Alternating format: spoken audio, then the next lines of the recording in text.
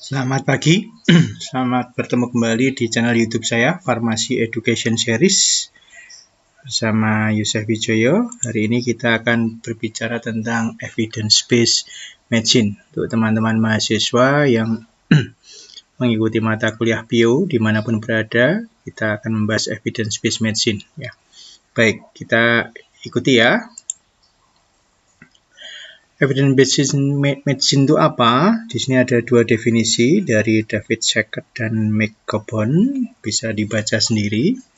Jadi evidence-based medicine ini adalah sebuah pendekatan dalam perawatan kesehatan seseorang ya, atau manusia itu sendiri, yang menggabungkan dari penggalian data dan informasi, kemudian interpretasi dan integrasi dari berbagai laporan yang valid, penting, dan dapat diterapkan pada pasien, kemudian hasil penelitian para klinisi, para dokter, ataupun para researcher dalam arti peneliti.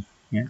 Jadi hasilnya ini adalah betul-betul valid dan reliable yang akan mendukung keputusan para dokter untuk memberikan sebuah pilihan terapi yang tepat. Kalau kita beranjak di buku Evidence-Based Medicine dari Jørgen Nordenstrom ini, kita melihat secara lebih simpel bahwa evidence-based medicine itu didefinisikan sebagai integrasi dari bukti penelitian terbaik digabungkan dengan pengalaman klinis para dokter dan nilai-nilai kemanusiaan yang dapat digunakan untuk memberikan pilihan terapi pengobatan yang lebih baik, aman, dan secara harga itu terjangkau atau more cost effective. Nah, proses EBM ini ada berbagai tahap, yaitu tahap 1, kita memformulasikan pertanyaan-pertanyaan untuk dapat menjawab sebuah kasus, lalu penelusuran informasi, kemudian review informasi tersebut dalam bentuk critical appraisal, dan kemudian menggunakan hasil tersebut pada praktek klinik. Kita akan lebih dominan berbicara pada step 1 dan step 2 di sini. Untuk metode pendekatannya, kita dapat menggunakan PICO, yaitu P dari pasien, populasi atau problem, kemudian intervensinya apa, komparatornya apa, dan outcome-nya apa. Nanti kita akan lihatkan contoh website yang bisa mendukung untuk searching artikel-artikel publikasi yang baik ini dengan metode PICO yang disampaikan di sini. Nah, untuk kalau kita di PICO ada step 1, step 2, step 3, dan step 4, maka yang di kanan ini dibuat tabel. Jadi kalau nanti teman-teman mahasiswa mendapatkan sebuah kasus ya, jadi dari kasus tersebut tentukan pasien diagnosis atau problemnya itu apa, lalu intervensi yang diharapkan apa, lalu kontrol standarnya apa, outcome-nya apa. Sehingga lalu dari data-data yang ada, masukkan dulu data yang diinformasi untuk formulate a question, kemudian baru dicari di web searching untuk informasi yang dibutuhkan, kemudian lakukan critical appraisal, lalu gunakan data tersebut untuk mendukung hasil penyelesaian studi kasus untuk pendekatan klinik ini. Nah, beberapa sumber informasi itu dapat dikategorikan menjadi 4, yaitu systematic review atau meta-analysis, clinical practice guideline, critically appraised topic, serta original article containing primary data di situ. Apa saja mereka ini? Mari kita lihat satu persatu. Untuk systematic review atau meta-analysis ada beberapa website yang cukup familiar dan bisa diandalkan di sini. Untuk Cochrane Library, lalu Clinical Queries, Bandolier, dan CRD Database. Yang untuk Cochrane Library memang membutuhkan subscription atau pendaftaran, tapi ada beberapa yang memang free ya, atau gratis di berbagai negara seperti itu. Kita lihat contoh ini, koranlibrary.com. Kalau kita melihat di sini, katakanlah saya memasukkan kata amlodipin dalam website ini. Yang menarik adalah waktu saya search amlodipin ini, ada hasil review koran ada 57, lalu ada terkait amlodipin protokolnya ada 12, terkait dengan penelitian ada 3731, dan ada clinical answers terkait amlodipin ada 8. Sebagai contoh misalnya ini farmakoterapi for mild hypertension di sini 2012 memang, tapi ini bisa dilihat sebagai sebuah hasil review. Ini menarik ya, ada 57. Jadi teman-teman mahasiswa dapat klik tab yang di atas ini kalau mau melihat reviewnya, mau melihat protokolnya, atau melihat trialnya, itu bisa sudah dikelompokkan sendiri-sendiri. Jadi sangat enak kalau menggunakan Koran Library ini. Kemudian masih juga bisa dilihat di sebelah kiri ini untuk artikel-artikel yang 3 bulan yang lalu, 6 bulan yang lalu, atau mungkin 1 tahun yang lalu. Jadi di satu tampilan ini teman-teman sudah bisa melihat cukup banyak ini. Jadi ini memang sebuah website untuk systematic review yang bagus. Lalu berikutnya memakai PubMed. Saya rasa teman-teman farmasi sangat familiar. Saya tidak akan mendiskusikan lebih jauh. Yang menarik adalah grafik yang di bawah ini.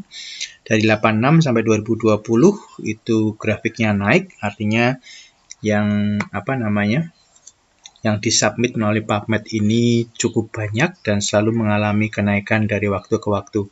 Artinya update informasi melalui National Library of Medicine ini berjalan dengan baik. Lalu untuk meta search engine di sini ada Trip Database, Samsearch, Skyrus, Google dan sebagainya. Trip Database menarik ya. Nanti mungkin bisa kita lihatkan di sini. Untuk Skyrus itu biasanya open access jurnal Elsevier. Cukup banyak artikel-artikel di sini dan bagus juga mutunya. Silahkan searching ke sana. Nah, sebagai contoh untuk ini, teman-teman bisa masuk ke Google, lalu tulis Trip Database, lalu spasi Pico. Lalu akan timbul website seperti ini, ya.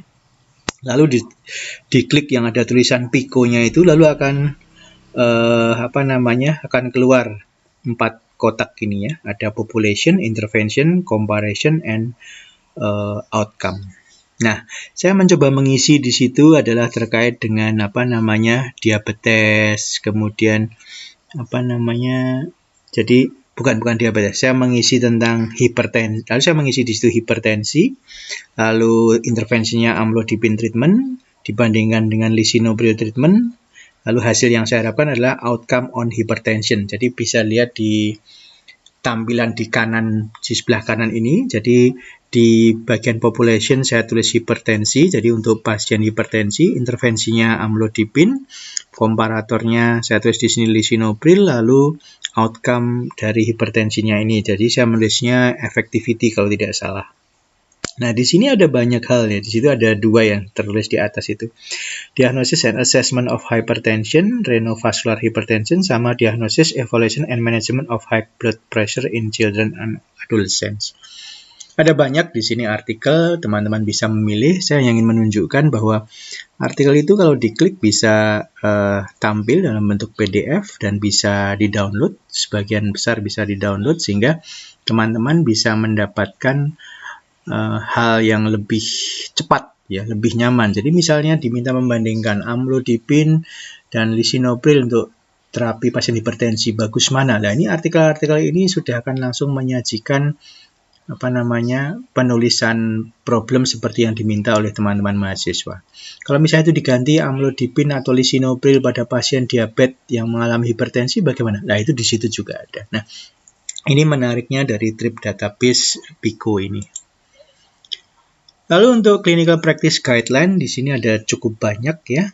Saya paling suka memakai NICE org.uk, itu free dan update-nya cukup bagus, jadi progresnya bagus sekali, sehingga dan mudah untuk dibaca. Menurut saya mudah untuk dibaca untuk NICE ini. Ini National Institute for Health and Care Excellence. Di sini ada saya yang sering saya lihat ini ada ini ya, ada NICE Pathway, lalu NICE Guidance, Standard and Indicator, Evidence Search, PNF, dan macam-macam ya, Journal and Database. Jadi semua tab yang ada di sini silahkan dieksplor. Nanti teman-teman akan mendapatkan sesuatu yang menarik dalam bentuk artikel-artikel PDF yang halamannya tidak terlalu banyak ya, 10-15 tergantung kebutuhan, dan bahasanya mudah dimengerti, sehingga NICE.org.uk atau National Institute for Health and Care Excellence ini menarik untuk menjadi salah satu acuan teman-teman mahasiswa farmasi yang ingin membaca banyak artikel publikasi terutama untuk obat-obatan. Lalu critically appraised topic kita tidak akan bicara secara lebih detail, tapi setelah ini ya pada video berikutnya. Tapi ini saya sampaikan dulu beberapa website yang memuat critically appraised topic. Kemudian terkait primary information resource saya juga tidak akan bicara banyak, tapi di sini ada contoh-contohnya yang teman-teman bisa mengakses itu sendiri. Lalu untuk drug information resource yang sering digunakan apa? Kita akan melihat, ini saya mengambil dari wiki yang di internet ya. Ada banyak buku teman-teman yang yang bisa kita baca sebetulnya. Drug Fact and Comparison ini bagus. Kemudian AHFS Drug Information ini juga menarik untuk dibaca di dua buku ini. Kemudian Martindale The Complete Drug Reference. Saya berharap teman-teman farmasi ini suka dengan buku ini, karena di buku ini ya cukup tebal, tapi dia akan membahas dari A sampai Z, dari histori tentang farmasi sampai perkembangan farmasi sampai sekarang ini, sehingga teman-teman bisa paham mengapa farmasi ini kondisinya sampai hari ini terjadi demikian ya, progresnya, jadi historinya seperti apa, pemisahannya dan sebagainya, itu detail sekali di Martindale. Ini adalah sebuah buku yang harus dibaca oleh teman-teman farmasi. DIH Drug Information Handbook, saya rasa teman-teman farmasi banyak menggunakan ini, teman-teman mahasiswa, ini juga enak untuk dibaca. Ada yang handbook, namanya handbook ya, jadi tidak terlalu besar sekali dan bisa dibaca dengan enak. Pharmacotherapy a Pathophysiologic Approach ini juga bagus ya, menarik. Yang edisi yang gambarnya seperti ini bagus, 9 edition. Lalu ada Applied Therapeutic, saya rasa dua buku ini komplementer dan saling melengkapi. Kemudian ada Handbook of Injectable Drugs, di sini untuk teman-teman yang berkecimpung terkait dengan IV mixture dan sebagainya. Ini handbook ini sangat membantu. Kemudian ada yang tertarik di Pregnancy and Lactation atau kehamilan dan menyusui, ada juga buku ini ya. Ada Drugs in Pregnancy and Lactation, bukunya sering disebut sebagai buku Briggs. Itu sekarang yang menulis adalah Briggs. Lalu beberapa evaluasi information dari online, itu ada yang namanya HONCODE ya. Healthcare on the net di sini. Jadi kalau melihat informasi-informasi di internet, tolong dilihat itu terkait autoritatifnya, complementarity, privasinya, atributnya, justifiability-nya, transparansi, financial disclosure, dan advertising policy. Jadi di sini kita harus melihat terkait dengan kualifikasi autornya itu seperti apa. Kemudian informasi yang diberikan itu mensupport tentang pengobatan dengan baik, confidential personal data juga disebutkan di situ. Kemudian resource-nya citasinya dari mana itu juga jelas ya. Kemudian transparan ya, bisa ada email yang tercantum dan itu bisa dihubungi. Kemudian untuk suatu penelitian ada pendanaannya dari mana ya. Kemudian ada tidak ada advertising yang tidak perlu sebetulnya ini untuk informasi-informasi online yang qualified ini, yang kita sebutnya sebagai ada kodenya HON code ini. Kemudian berkebalikan dengan HON code ada yang red flag ya. Red flag itu berarti memiliki masalah. Ada no reference-nya, tidak ada disclaimer, scientific breakthrough-nya tidak jelas, kemudian data-datanya juga tidak jelas, ada undocumented case history-nya juga tidak ada. Jadi namanya story-story-nya itu tidak tercantum, tidak jelas sumbernya. Jadi macam-macam lah hal yang bisa dikatakan sebagai red flag atau bendera merah atau hati-hati dengan menggunakan website ini. Lalu untuk beberapa free website yang bisa digunakan dan teman-teman farmasi pasti sangat senang, yaitu terkait Medscape. Ini adalah saya rasa website yang paling familiar di teman-teman mahasiswa farmasi untuk Medscape. Lalu ada pdr.net. Yang menarik apa di pdr.net ini? Kita bisa menulis sebuah obat, itu ada drug alert, drug recall, sama drug approval. Ya, untuk di PDR Drug Communication, jadi ada suatu obat, kalau misalnya dia memang ada suatu kehati-hatian, di situ ada drug alertnya nanti tertulis, ada drug recall dan ada drug approval juga. Lalu ada RX-List, ini juga menarik ya, ada rekomendasi untuk profesional, untuk consumer ya.